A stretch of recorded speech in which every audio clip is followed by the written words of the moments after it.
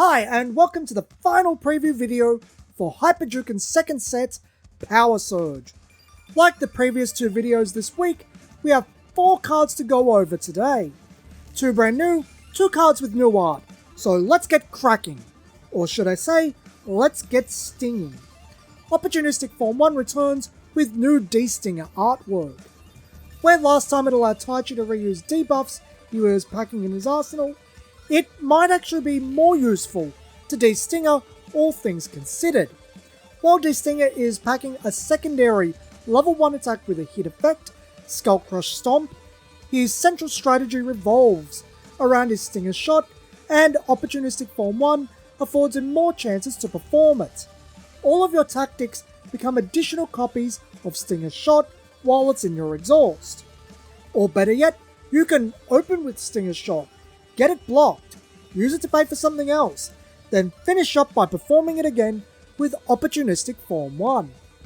While many players might prefer utilizing red or blue to manually insert Stinger Shot back into their arsenal, Opportunistic Form 1 is a lot faster than either of those options and provides more rewarding play patterns. Mentioned in the previous season for the new challenges, Salt to the Wound is indeed a real card. And yes, it does make a bad situation for your opponent worse. Should your effect inflict effect damage to your opponent, you can increase that amount by 2 and make that effect damage removed. Also, you can pay 1 key to draw 1, meaning you lose key instead of card advantage. Realistically, the only effect that will trigger Salt to the Wound in D-Stinger's stock configuration is the effect of Key Swipe Guard, but it's still total 4 effect damage that is removed and potential hand filter. Most of the time, Salt to the Wound will be used for Opportunistic Form 1, but it's also nice to hold back in the hand instead of setting for the right circumstances to arise. From the hand, it's got 2 great utilities.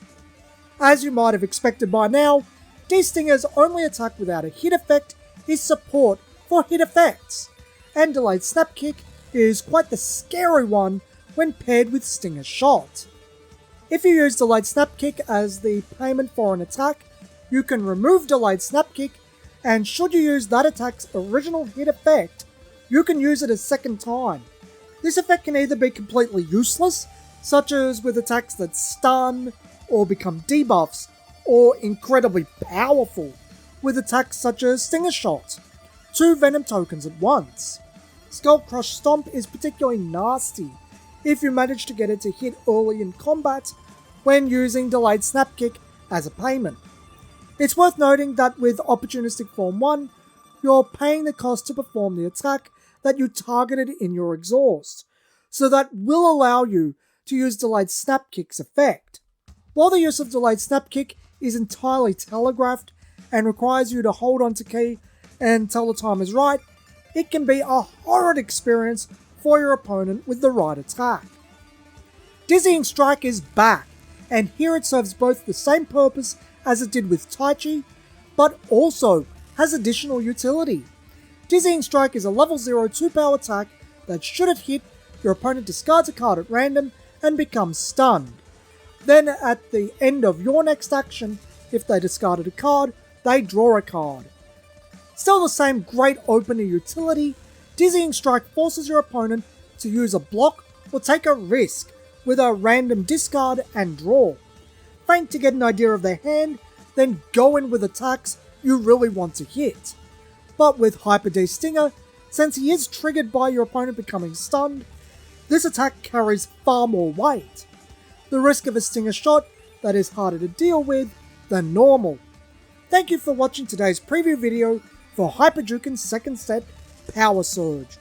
Remember to like, subscribe and share to keep up to date with Hyper Juken news and content. Hyper Juken Card Game A2 Power Surge will be available on SavageShizuGames.com on the 15th of March. Link is in the description.